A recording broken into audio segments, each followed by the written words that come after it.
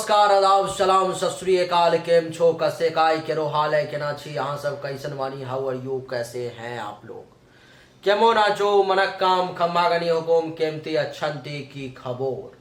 उम्मीद करता हूँ कि आप लोग बहुत अच्छे होंगे, स्वस्थ होंगे, दुरुस्त होंगे और आपका समय बहुत मजे में बीत रहा होगा। देवी और सज्जनों, आज के इस वीडियो में मैं राजा मिश्रा एक विशेष व्यक्ति के जन्म कुंडली के बारे में चर्चा करने जा रहा हूँ, जिनका डेट ऑफ बर्थ है 14 दिसंबर 1978, जन्म समय 11:05 PM, बर्थ प्लेस लखनऊ, यानी कि जन्म स्थान लखनऊ का है। इनके संपूर्ण जन्म कुंडली के बारे में चर्चा करना है कि आखिर इनका जीवन कैसा बीतने वाला है, कैसा रहेगा, सब कुछ मैं आपको आज के इस वीडियो में बताने वाला हूँ। देवी और सज्जनों, महर्षि कह रहे हैं, ललाट पट्टे लिखता विधात्रा, खष्ठी दिने या अक्षर मालिका च, ताम जन्म पत्रिम प्रकटिम विधत्ते, दीपो यथा वस्तु धनांधकारे।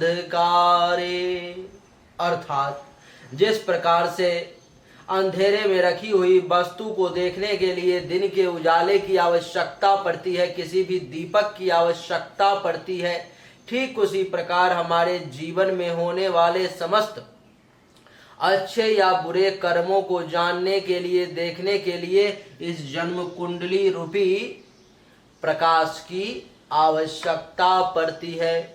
लोग कहते हैं कि भाग्य भरा या कर्म, माता धरित्री जन के पिता में, स्वामी चरामो जगताम धीसः, तथापि दुःखम वनवास गाले, निवारजते केम ललाट रेखा। माता जगत जननी जगदम्बा कह रही है कि मैं कितनी भाग्यशाली हूँ कि मुझे माँ के रूप में स्वयं धरती मैया प्राप्त हुई है। पिता के रूप में, जिसका अर्थ ही पिता होता है जनक, वो जनक प्राप्त हुए। और पति की तो बात ही क्या कहूँ, पति के रूप में तो स्वयं इस जगत के जो धीश हैं, मालिक हैं, इस चराचर ब्रह्मांड के स्वयं श्री राम प्राप्त हो गए। तथापि दुखम वनवास काले, फिर भी मुझे दुख की प्राप्त हुई। कब? तो वनवास के समय में, वनवास के मध्य में। तब मैं समझी कि निवार जते केम ललाट रेखा। तब मेरे समझ में आया कि आखिर जो हमारे रेखा पर में, ललाट पर में, भाग्य पर में जो विधाता के द्वारा लिख दिया गया है, उसे कौन मिटा सकता है, किसकी क्षमता है मिटा देने की। तो कहा कि क्या ऐसे ही विधाता लिख देते हैं? कहा बिल्कुल नहीं। आपके द्वारा जो किए गए कर्म इस जन्म से पहले हो चुके हैं, उसका क्या क्या फल आपको भुगतना पड़ेगा, वो सब इस जन्म कुंडली में दिया रहता है। और इस जो जन्म कुंडली में दिया रहता है, वही सब आप जीवन में करते हो। और इस जन्म में कर्म ही वही करते हो जो पिछले जन्म में कर चुके हो, उसी का केवल फल भोगते हो और उस फल को प्राप्त करने के लिए उस प्रकार का कर्म करते हो। आइए चर्चा को आरंभ करते हैं। देवी और सज्जनों, सिंह लग्न की कुंडली है और मिथुन राशि है। कुंडली के प्रथम भाव में शनि और राहु देवता विराजमान है। कुंडली के दूसरे भाव में कोई नहीं, तीसरे भाव में शुक्र 18 डिग्री पर में अपने ही राशि में, चौथे भाव में सूर्य और बुध विराजमान है, पंचम भाव में मंगल अस्त का, छठे भाव में कोई भी नहीं है, सप्तम भाव में केतु 28 डिग्री पे, अष्टम, नवम और दसम भाव में कोई नहीं, एकादश भाव में चंद्रमा और द्वादश भाव में गुरु उच्च के विराजमान है 14 डिग्री पर में। सभी ग्रहों के बारे में चर्चा करेंगे, सुनेंगे। सबसे पहले आप लिख लो कि कौन से ग्रह का समय जीवन में कब कब आएगा। जब जन्म हुआ तो जन्म से लेकर 27/10/1981 तक मंगल की महादशा रही। 27/10/1981 से 27/10/1999 तक राहु की महादशा रही। 27/10/1999 से लेके 27/10/2015 तक गुरु की महादशा रही। 27/10/2015 से लेके 27/10/2034 तक शनि का समय रहेगा, जो अभी चल रहा है। 27/10/2034 से लेके 27/10/2057 तक बुध की महादशा। 27/10/2034 से लेके 27/10/2051 तक 51 तक बुध की महादशा रहेगी। अब इस समय में आप नोट कर लो कि इस समय में क्या समय चल रहा है।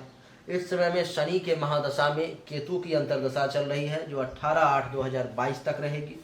18/8/2022 के बाद शनि के महादशा में शुक्र की अंतर्दशा आ जाएगी, जो 18/8/2022 से लेकर 18/10/2025 तक रहेंगे।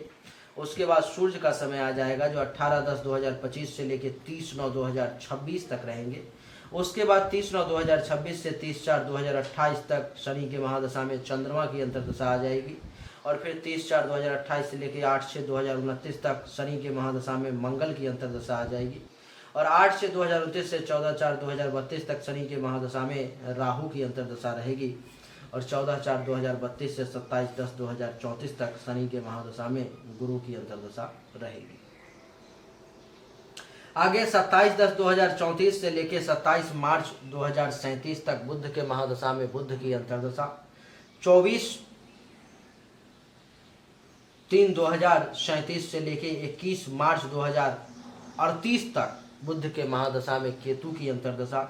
21 मार्च 2038 से 21 जनवरी 2041 तक बुध के महादशा में शुक्र की अंतर्दशा। 21 जनवरी 2041 से लेके 27/11/2041 तक बुध के महादशा में सूर्य की अंतर्दशा। 27/11/2041 से 27/4/2043 तक बुध के महादशा में चंद्रमा की अंतर्दशा।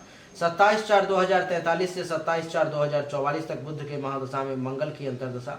27/4/2044 से 11/11/2046 तक बुध के महादशा में राहु की अंतर्दशा। और 11/11/2046 से 18 फरवरी 2049 तक बुध के महादशा में गुरु की अंतर्दशा। और 18 फरवरी 2049 से लेकर 27/10/2051 तक बुध के महादशा में शनि की अंतर्दशा। तो आपने ग्रहों का लिख लिया, कौन से ग्रह का समय कब कब रहेगा, इस समय में कौन सी ग्रह चल रही वो भी समझ लिया आपने। और मैं सभी ग्रहों का फल बताता हूं और आप उस फल को नोट करते जाना अथवा सुनते समझते चले जाना। चर्चा सूर्य से ही आरंभ करेंगे। सूर्य इस कुंडली के चौथे भाव में 28 डिग्री पे बैठे हुए हैं। डिग्री वाइज सूर्य बहुत कमजोर है। सूर्य की जब जब महादशा अंतर्दशा आएगी तो सुख में वृद्धि होगा, माता से लाभ मिलेगा, जमीन खरीदने का योग बनेगा, अचल संपत्ति प्राप्ति के योग बनेंगे, अनएक्सपेक्टेड धन लाभ होगा, छाती हृदय फेफड़े से संबंधित जो परेशानी है वो दूर होगी। इसकी 7वीं दृष्टि दशम भाव पर में पिता अथवा पिता तुल्य लोगों से लाभ मिलेगा, सरकार से फायदा होगा, काम धंधा बढ़िया चलेगा, पद प्रभुता की प्राप्ति होगी, अधिकार की प्राप्ति होगी, प्रतिष्ठा में वृद्धि होगी, राजयोग का उदय होगा। अगर पिता सूर्य के समय में नहीं रहे तो पिता तुल्य लोगों से लाभ के योग बनेंगे। सूर्य के समय में विशेष लाभ लेने के लिए आपको एक बढ़िया क्वालिटी का माणिक्य धारण करना चाहिए, जो पंच धातु में हो, क्योंकि सूर्य आपका बहुत कमजोर है। सूर्य के बाद चंद्रमा की चर्चा करेंगे। चंद्रमा इस कुंडली के लाभ के घर में बैठा हुआ है, लेकिन मारक है, जिसके कारण से चंद्रमा के समय में आय में कमी होगी, लाभ कम मिलेगा, उपलब्धि की प्राप्ति में परेशानी का सामना करना पड़ेगा, मनोकामनाओं की पूर्ति थोड़ी परेशानी के साथ होगी, बड़े भाई बहन सीनियर्स अथवा उनके समान व्यक्ति से लाभ कम मिलेगा, पुत्र वधु दामाद का सुख बुढ़ापा में कम प्राप्त होगा। अगर चंद्रमा का समय जब जब आएगा तब चंद्रमा की 7वीं दृष्टि पंचम भाव पर में संतान का सुख जो है चंद्रमा के समय में कम प्राप्त होगा। विद्या बुद्धि का सपोर्ट आपको बहुत ज़्यादा नहीं मिलेगा। यश में कमी, चाहने वालों की संख्या में कमी, धर्म कर्म के पालन करने में परेशानी, यश में कमी, ननिहाल से भी लाभ कम मिलेगा, पेट से संबंधित परेशानी, अचानक से धनहानि के योग। 12वें भाव का मालिक है तो खर्चा ज़्यादा होगा, सैया सुख में कमी आएगी, धनहानि के योग, अस्पताल का खर्चा भी एक्टिवेट होगा, आँख से संबंधित भी परेशानी का सामना करना पड़ेगा। इसीलिए चंद्रमा के समय में ओम चंद्रमसे नमः मंत्र का 10 माला दैनिक रूप से जाप करना अनिवार्य हो जाएगा, नहीं तो चंद्रमा परेशान करेगा। चंद्रमा के बाद जो है सो हम लोग अब मंगल की चर्चा करेंगे। मंगल इस कुंडली में पंचम भाव में बैठे हुए हैं, एक योग कारक ग्रह है, लेकिन अस्त के हैं। मंगल के समय में अगर बढ़िया रिजल्ट चाहिए होगा तो उसके लिए एक बढ़िया क्वालिटी का मूंगा धारण करना पड़ेगा। अगर मूंगा धारण करोगे तो ज़्यादा अच्छा रिजल्ट मिलेगा, नहीं तो मुश्किल है, थोड़ा सा कम मिलेगा। जैसे कि मंगल के समय में संतान का सुख प्राप्त होगा, विद्या बुद्धि की प्राप्ति होगी, यश में वृद्धि होगी, चाहने वालों की संख्या बढ़ेगी, धर्म कर्म का पालन करेंगे, ननिहाल अथवा वहाँ के लोगों से अथवा उस गांव से अगर लाभ लेना चाहेंगे तो लाभ मिलेगा, अचानक से धन लाभ भी मिलेंगे।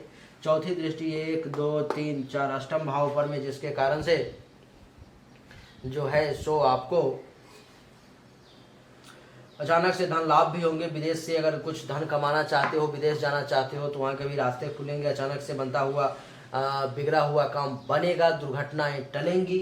और इसकी 7वीं दृष्टि जो है सो एकादश भाव पर में, आय में वृद्धि होगा, लाभ मिलेगा, उपलब्धि की प्राप्ति होगी, मनोकामनाओं की पूर्ति होगी, बड़े भाई बहन सीनियर्स का सपोर्ट मिलेगा अथवा उनके समान व्यक्ति का लाभ मिलेगा, पुत्र धन दामाद का सुख भी बुढ़ापा में प्राप्त होगा। और अष्टम दृष्टि द्वादश भाव पर में, तो खर्चा कुछ होगा, कुछ अस्पताल के खर्चे भी एक्टिवेट होंगे और आंख से संबंधित कुछ परेशानी का भी हल्का फुल्का सामना करना पड़ सकता है, लेकिन सुख में भी वृद्धि होगी, माता अथवा माता तुल्य महिलाओं से लाभ मिलेगा, जमीन मकान गाड़ी घोड़ा बंगला अचल संपत्ति प्राप्ति के योग बनेंगे, भाग्य का सपोर्ट मिलेगा, धर्म कर्म का पालन करोगे, यश में वृद्धि होगी, ससुराल से लाभ मिलेगा, संत महात्मा ऋषि मुनि ब्राह्मण आचार्य इनका आशीर्वाद भी आपको प्राप्त होगा मंगल के लिए। लेकिन मंगल के समय में मूंगा धारण करना अनिवार्य है। मंगल के बाद बुध की चर्चा करेंगे। देवी और सज्जनों, बुध इस कुंडली में लाभ के और धन के मालिक होकर के चतुर्थ भाव में बैठे हुए हैं। बुध का जब जब समय आएगा इनको सुख में वृद्धि होगी, क्योंकि ये 11 डिग्री पे चतुर्थ भाव में बैठे हुए हैं। सुख में वृद्धि होगी, माता अथवा माता तुल्य महिलाओं से लाभ मिलेगा, जमीन मकान गाड़ी घोड़ा बंगला अचल संपत्ति इन सब के प्राप्ति और सुख के योग बनेंगे। अनएक्सपेक्टेड धन लाभ, छाती हृदय फेफड़े से संबंधित परेशानी दूर होगी। इसकी 7वीं दृष्टि जो है सो दशम भाव पर में, जिसके कारण से पिता अथवा पिता तुल्य लोगों से लाभ, काम धंधा बढ़िया चलेगा, पद प्रतिष्ठा मान सम्मान में वृद्धि होगी। हर मामले में बुध का समय कमाल का रहेगा। बुध के बाद बृहस्पति की, और बुध जो है एकादश भाव के साथ साथ द्वितीय भाव का भी मालिक है, तो आय में भी वृद्धि होगी, लाभ मिलेगा, उपलब्धि की प्राप्ति होगी, मनोकामनाओं की पूर्ति होगी, बड़े भाई बहन सीनियर्स का अथवा उनके समान व्यक्ति का सपोर्ट मिलेगा। दूसरे भाव का मालिक है, धन धान्य संपत्ति जमा होंगे, परिवार के लोगों से लाभ मिलेगा। वाणी जो है, वाणी में जो है सो आपको मीठापन आ जाएगा, सरस्वती का वास होगा, दान पुण्य करोगे, भोजन बढ़िया मिलेगा, पड़ोसी से भी फायदे के योग बनेंगे, तो बढ़िया रहेगा बुध का समय। बुध के बाद बृहस्पति की चर्चा करेंगे। बृहस्पति जो है इस कुंडली के उच्च के द्वादश भाव में बैठे हुए हैं। अगर बृहस्पति के समय में विदेश में रहोगे तो बहुत लाभ मिलेगा, नहीं तो हिंदुस्तान में निगेटिव रिजल्ट है। मैं निगेटिव बताने जा रहा हूँ, लेकिन फिर भी बृहस्पति के समय में आपको कुछ पॉजिटिव रिजल्ट मिलेगा मेरे निगेटिव बताने के बावजूद, क्योंकि इसका ये स्वभाव है कुछ बढ़िया रिजल्ट देना। जैसे कि कुंडली के 12वें भाव में बैठा हुआ है तो खर्चा ज़्यादा करवाएगा, धनहानि के योग बनाएगा, अस्पताल का खर्चा भी एक्टिवेट करेगा, विदेश से प्रबल धन लाभ का योग बनाएगा, विदेशी कंपनियों के विदेशी लोगों के साथ संपर्क को बढ़ाने की कोशिश अगर करोगे तो बढ़ेगा और वहां से लाभ मिलेगा। इसकी पंचम दृष्टि चौथे भाव पर में, सुख में कुछ कमी होगी, लेकिन जमीन मकान गाड़ी घोड़ा बंगला अचल संपत्ति प्राप्ति का योग बनेगा, लेकिन इन सब में बहुत ज़्यादा टेंशन लफड़ा परेशानी का सामना करना भी पड़ेगा। छाती हृदय फेफड़े से संबंधित किसी प्रकार की परेशानी कोई माइनर आ सकती है। 7वीं दृष्टि छठे भाव पर में, जिसके कारण से दुश्मन जो है सो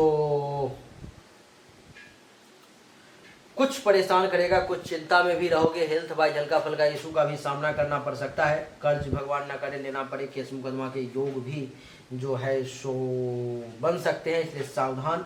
पेट से संबंधित परेशानी, अपयश कलंक शोक और दुख की भी प्राप्ति हो सकती है, इसलिए सावधान। और 9वीं दृष्टि अष्टम भाव पर में, जिसके कारण से हर काम में रुकावट और बाधा के भी योग बनेंगे। और आपको मैं बता दूं कि संतान का सुख भी इस समय में कम प्राप्त होगा। अपना विद्या बुद्धि का भी उचित इस्तेमाल करके उचित मूल्य उसका मिलना आपके लिए थोड़ा सा परेशानी बना रहेगा। गुरु के लिए पीला पूरा जीवन में कभी नहीं धारण करना है। गुरु के समय में गुरु के मंत्र का नमो ब्रिंग बृहस्पति नमः मंत्र का दैनिक रूप से 10 माला सुबह में जाप करना है, संकल्प करवा के। गुरु के बाद शुक्र की चर्चा करेंगे। शुक्र इस कुंडली के तीसरे भाव में तुला राशि में बैठे हुए हैं 18 डिग्री पे, जो बहुत अच्छा है। शुक्र का जब जब समय आएगा छोटे भाई बहन अथवा उनके समान व्यक्ति से लाभ मिलेगा, जूनियर्स का सपोर्ट मिलेगा, खुद के पराक्रम में वृद्धि होगी, धैर्य मजबूत होगा, गुप्त शत्रु का नाश होगा, गले नाक कान श्वसन अंग से संबंधित परेशानी दूर होगी। इसकी 7वीं दृष्टि 9वें भाव पर में, जिसके कारण से भाग्य का सपोर्ट मिलेगा, धर्म का पालन करेंगे, तीर्थ यात्रा करेंगे, यश में वृद्धि होगी, ससुराल से लाभ मिलेगा, संत महात्मा ऋषि मुनि ब्राह्मण आचार्य इन सब का आशीर्वाद प्राप्त होगा, सपने पूरे होंगे। दसम भाव का मालिक है तो पिता अथवा पिता तुल्य लोगों से भी लाभ देगा। काम धंधा बड़ा बढ़िया कमाल का चलवाएगा। कारोबार अच्छे चलेंगे। पद प्रभुता प्रतिष्ठा अधिकार मान सम्मान में भी वृद्धि होगी शुक्र के समय में। और शुक्र के लिए किसी भी प्रकार के रत्न को धारण करने की आवश्यकता ही नहीं है। शुक्र के बाद शनि की चर्चा करेंगे। शनि इस कुंडली में आपके मस्तक पे बैठे हुए हैं और ये एक मारक ग्रह है। शनि का समय अभी चल रहा है और जीवन में जब जब आएगा तो शारीरिक तौर पे परेशान करेगा, मेंटली तौर पे डिस्टर्ब करेगा, ज्ञान से आपको भ्रमित कर देगा, बल की कमी का एहसास होगा, विवेक का सहारा कम मिलेगा, शील स्वभाव बहुत अच्छा नहीं रहेगा, विनम्रता में कमी आ जाएगी, गर्व करने लायक काम नहीं करने देगा शनि।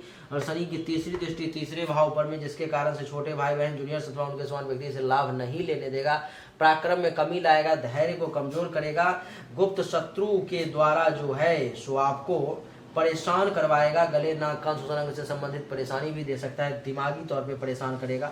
सप्तम दृष्टि सप्तम भाव पर में, जीवन साथी के साथ टेंशन तनाव, काम वासना की अधिकता, वैवाहिक जीवन में परेशानी, दैनिक रोजगार व्यवसाय में परेशानी, मृत्यु तुल्य कष्ट का भी सामना करना पड़ सकता है, प्राइवेट पार्ट से संबंधित भी परेशानी का सामना करना पड़ सकता है। और दसम दृष्टि दसम भाव पर में, पिता अथवा पिता तुल्य लोगों से आपको लाभ जो है कम मिलेगा, काम धंधा बहुत बढ़िया नहीं चलेगा, पद प्रतिष्ठा प्रभुता मान सम्मान में कमी आ जाएगी और इस समय में आप दुश्मन से भी परेशान रहोगे, चिंता में भी वक्त बीतेगा, हेल्थ वाइज इशू का भी सामना करना पड़ सकता है, कर्ज भी लेना पड़ सकता है, केस मुकदमा के योग भी बन सकते हैं, पेट से संबंधित परेशानी, अपयश कलंक शोक और दुख की भी प्राप्ति हो सकती है, इसलिए सावधान।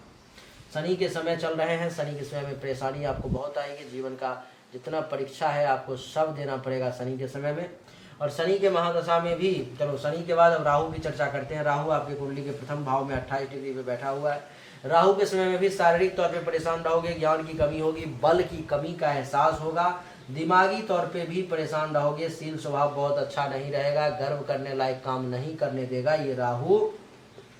पंचम दृष्टि पंचम भाव पर संतान सुख में कमी लाएगा, विद्या बुद्धि की प्राप्ति में भी परेशानी और उस प्राप्ति होने के बावजूद उसका सुख लेने में, उसका उचित मूल्य लेने में भी ये परेशानी में डालेगा। और यश में वृद्धि चाहने वालों की यश में कमी चाहने वालों की संख्या में कमी, धर्म कर्म में कमी, ननिहाल अथवा ननिहाल तरफ से लाभ लेने में परेशानी, अचानक से धन हानि के योग।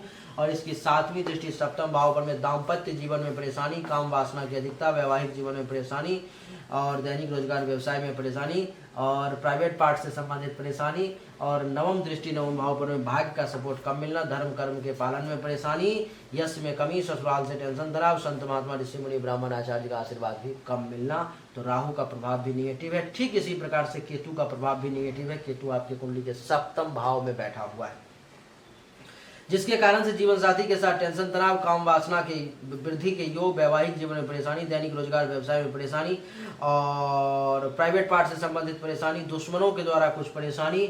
और इसकी जो है पंचम दृष्टि एकादश भाव पर में, तो आय में कमी, लाभ में कमी, उपलब्धि की प्राप्ति में कमी, मनोकामनाओं की पूर्ति में कमी, बड़े भाई बहन सीनियर्स अथवा उनके समान व्यक्ति से लाभ लेने में परेशानी। बुढ़ापा में जब केतु आएगा तो पुत्र वधु दामाद का सुख भी देगा। अभी केतु का फल जो अभी चल रहा है वो कह रहा हूँ। केतु की सातवीं दृष्टि प्रथम भाव पर में, जिसके कारण से शारीरिक तौर पर परेशानी, ज्ञान में कमी, बल में कमी, दिमागी तौर पे अशांत, मानसिक अशांति का शिकार होना, शील स्वभाव बढ़िया न रहना, गर्व करने लायक काम में परेशानी। और नवम दृष्टि जो है तो तीसरे भाव पर में, छोटे भाई बहन जूनियर अथवा उनके समान व्यक्ति से लाभ कम मिलना, खुद के पराक्रम में कमी, धैर्य का कमजोर होना, माता के लिए विपरीत समय, गुप्त शत्रु के द्वारा परेशानी, गले नाक कान श्वसन अंग से संबंधित भी परेशानी के योग लेकर के बैठा हुआ है केतु। तो शनि भी आपके लिए इस समय विपरीत है और केतु भी विपरीत है, समय बहुत ही ज्यादा विकट है। राहु केतु शनि इन सब के लिए कभी रत्न जीवन में मत धारण करना, नहीं तो तबाह कर देगा। समय बहुत ही ज्यादा विपरीत चल रहा है महाशय आपका। शनि के महादशा में केतु की अंतर्दशा चल रही है 18/8/2022 तक, तो समय बहुत ही ज़्यादा खराब है। 18/8/2022 के बाद समय थोड़ा सा रुख बदलेगा। अगर शनि के मंत्र का जाप करवा लिया गया तो अगर बाई चांस किसी कारणवश आप नहीं सक्षम हो पाते हो, नहीं करवा पाते हो, तो आपको क्या करना पड़ेगा, दैनिक रूप से संकल्प करवा के आप शुरू कर दो नमो शनिश्चराय नमः मंत्र का 10 माला जाप। अगर करवा सकते हो तो शनि के मंत्र का जाप, केतु के मंत्र का जाप, राहु के मंत्र का जाप, दुर्गा सप्तशती का पाठ, रुद्राभिषेक, हवन, ये सब करवाना अनिवार्य है आपके लिए, क्योंकि विवाह, वैवाहिक जीवन और संतान के सुख में, इन सब में आपके कमी के, परेशानी के योग है जो आपको परेशान करेगा जीवन में। इसीलिए आपको ये अगर उपाय कर सकते हो तो करवा लो, नहीं कर सकते हो तो इस समय में आप क्या करोगे, अगर मजबूर हो तो फिर मैं मंत्र बता देता हूँ। आप दैनिक रूप से नमो शं शनिश्चराय नमः मंत्र का 10 माला, नमो रांग राहवे नमः मंत्र का 10 माला, नमो किंग केतवे नमः मंत्र का 10 माला, तीनों मंत्र का 10-10 माला रुद्राक्ष के माला पर में जाप करना शुरू कर दोगे। धीरे धीरे करके राहत आएगी। जाप करने से पहले जल लेकर के बैठोगे और जब जाप हो जाए तो 2-3 बूंद नीचे जमीन पे जल गिरा करके प्रणाम करके सर पे स्पर्श करके उस जल को अपने इस अंगुली से ऐसे करके स्पर्श करके फिर उठोगे, आपको राहत महसूस होगी। समय बहुत ही ज़्यादा विपरीत है, इसलिए सावधानी के साथ चलने का प्रयास करना है। उम्मीद करता हूं कि आपको हमारा वीडियो पसंद आया होगा। अगर पसंद आया तो इस वीडियो को लाइक करें, शेयर करें, चैनल को सब्सक्राइब करके इसके बेल आइकन के बटन को दबा दें। एक बार फिर से आप सभी का बहुत बहुत धन्यवाद। Thank you so much. जय हिंद, वंदे मातरम। बोलिए राधे।